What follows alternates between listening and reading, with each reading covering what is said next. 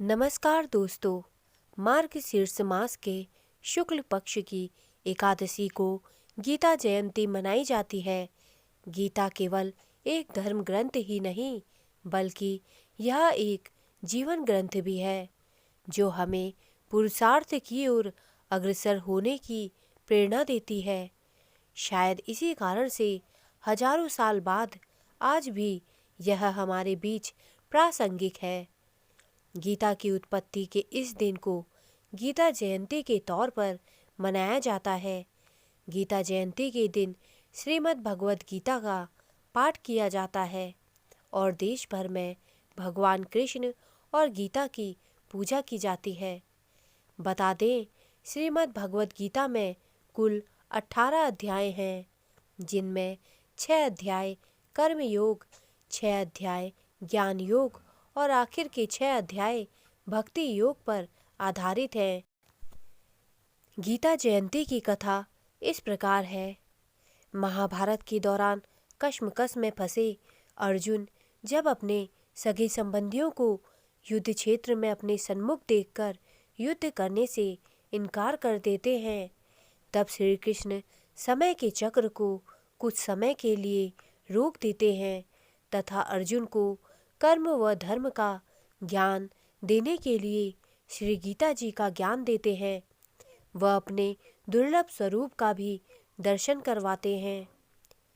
इस दिव्य व दुर्लभ ज्ञान को श्री कृष्ण जी के द्वारा सुनाए जाने पर अर्जुन के अलावा महर्षि वेद व्यास जी, बर्बरीक, संजय व संजय द्वारा धृतराष्ट्र तथा अर्जुन के रथ पर विराजमान श्री हनुमान जी द्वारा भी श्रवण किया गया था।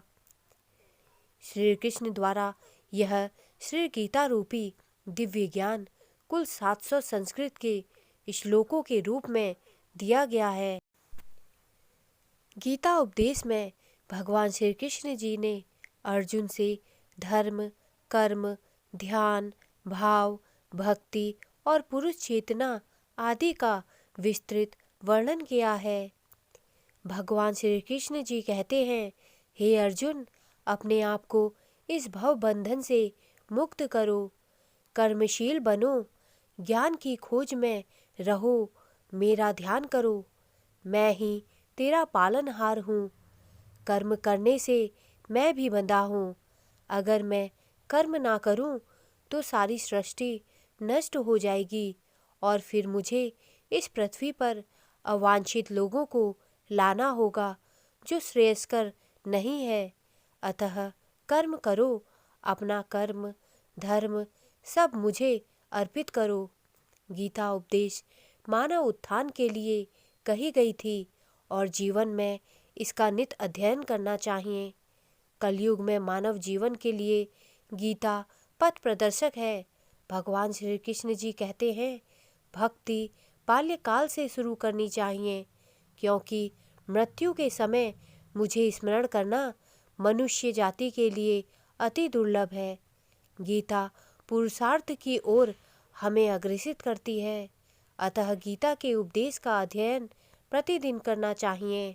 दोस्तों, मेरे द्वारा दी गई जानकारी अगर आपको अच्छी लगी हो तो कृपया मेरे चैनल को सब्सक्राइब करें तथा मेरे वीडियोस को लाइक करें। धन्यवाद।